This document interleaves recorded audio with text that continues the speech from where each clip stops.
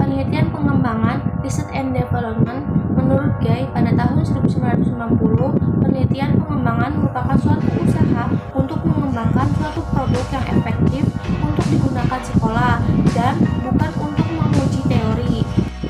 Kemudian menurut Sell and Richard pada tahun 1994, bahwa penelitian pengembangan merupakan suatu pengkajian sistematik terhadap pendesainer, pengembangan, dan evaluasi program. Kemudian proses dalam produk pembelajaran yang harus memenuhi kriteria validitas, kepraktisan, dan efektivitas. Tujuan penelitian pengembangan (Research and Development). Tujuan dari penelitian pengembangan dalam bidang pendidikan. Bagian kurikulum. Proses pengambilan keputusan sepanjang pengembangan suatu produk atau program untuk meningkatkan suatu program atau produk menjadi berkembang dan kemampuan pengembang untuk menciptakan berbagai hal dari jenis ini pada situasi ke depan. Kedua, yaitu pada bagian teknologi dan media. Terdapat tujuannya yaitu untuk meningkatkan proses rancangan instruksional, pengembangan, dan evaluasi yang didasarkan pada situasi pemecahan masalah spesifik yang lain atau prosedur pemeriksaan yang digeneralisasi. Yang ketiga, pada bagian pelajaran dan instruksi, tujuannya yaitu untuk mengembangkan dalam perancangan lingkungan pembelajaran, perumusan kurikulum, dan penaksiran keberhasilan dari pengamatan dan pembelajaran, serta secara serempak mengusahakan untuk berperan dalam pemahaman fundamental ilmiah. Selanjutnya yang keempat, pada bagian pendidikan guru dan didaktis, yaitu tujuannya untuk menjadikan penelitian pengembangan sebagai suatu hal interaktif, proses yang melingkar pada penelitian dan pengembangan di mana gagasan teoritis dari perancang memberikan pengembangan produk yang diuji di dalam kelas yang ditentukan, mendorong kecepatannya ke arah teoritis dan empiris dengan menentukan produk proses pembelajaran dari pengembang dan teori instruksional. Karakteristik penelitian pengembangan menurut Wayan tahun 2009 ada 4 karakteristik penelitian pengembangan, yaitu pertama, ada masalah yang ingin dipecahkan adalah masalah yang nyata berkaitan dengan upaya inovatif atau penerapan teknologi dalam pembelajaran sebagai pertanggungjawaban profesional dan komitmen terhadap pemerolehan kualitas pembelajaran. Proses pengembangan model, pendekatan, modul, metode, dan media pembelajaran yang perlu didokumentasi secara rapi dan dilaporkan secara sistematis sesuai dengan kaidah penelitian yang mencerminkan originalitas.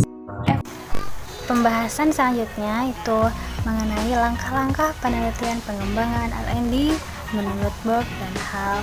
Nah, ada beberapa langkah, yaitu diantaranya yang pertama sebagai penelitian dan pengumpulan data, lalu perencanaan.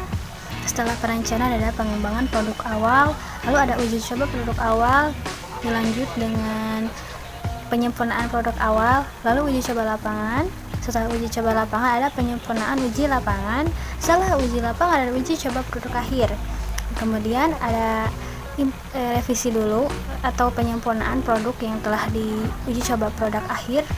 Dan yang terakhir itu adalah implementasi dan diseminasi.